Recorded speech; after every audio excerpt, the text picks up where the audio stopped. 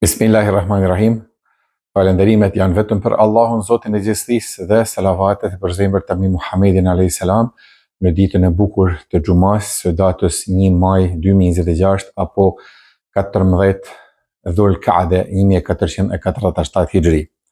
I nderuar vëlla, e nderuara motër, nga modestia para të Madhit Zot, ule kokën, ngriti duart dhe bëje këtë dua. O Zot, ndaj meje sillu me mirësi, e jo me drejtësi. O Zot, ti ke shumë rob si puna meje, unë kam vetëm një Zot si puna jote, andaj më fal mua. Ka një pjesë e njerëzve që prej besimit të dopt, sprovave apo ngarkesave të kësaj dunjaje e harrojnë Zotin e tyre. Atyre që harrojnë se ka një Zot, se cili problem ka me ju duk pa rrugdalje. Kurse ti, o besimtar, mos e harro Zotin tanë asnjëherë dhe në asnjë vend, por adhuroje atë edhe nëse e din se do t'jetosh deri në ditën e gjykimit, sepse e kundërta ndodh me atë që nuk beson. Allahu subhanahu wa taala në surën An'am, ajeti 29, thot: edhe si kur të rinjallën pasi të vdesin, prap do të thonin, nuk ka jetë tjetër përveç jetës së kësaj bote, dhe ne nuk do të rinjallemi më kurrë.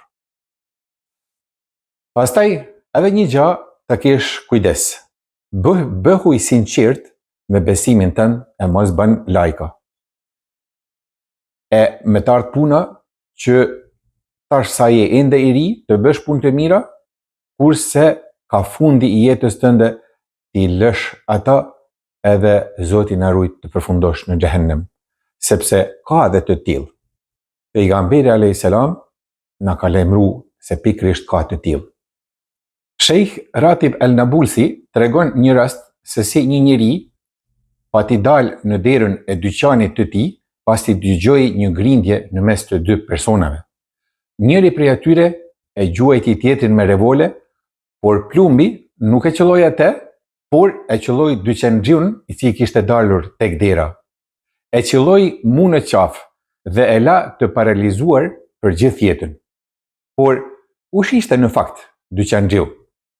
U mor vesh se ky kishte pas një vlla i cili kishte vdekur i ri dhe kishte lënë pas vetes 2 djemë të vegjël, për të cilët ky ishte kujdesur duke i ushqyer prej pasurisë së madhe që ja kishte lënë jati.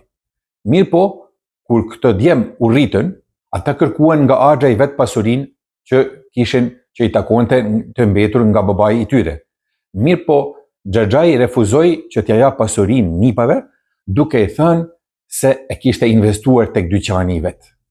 2 vëllezërit shkuan dhe u ankuan tek hoxha i vendit dhe ky i tha që të bëjnë sabër dhe t'i luten Allahu xhaleshanhu që ai të gjykojë ashtu siç është më së miri.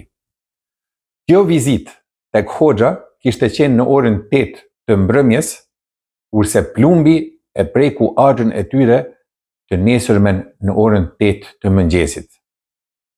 Për ata që i thrasin mendjes, i mjafton ky shembull. Këshilla e sotme përfundon me këtë dua. O Zoti jon, punët tona të këqija, bëj punë të këqija të atyre të cilët ti i ke dashuruar.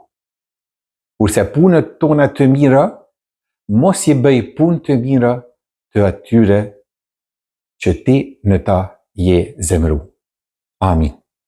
Allahu i pranoft ibadetet tona, mbush zemrat tona me besim dhe na takoft sërish në perlën e xumas së radhës. Esselamu alaikum, rahmetullahi ve berekatuh.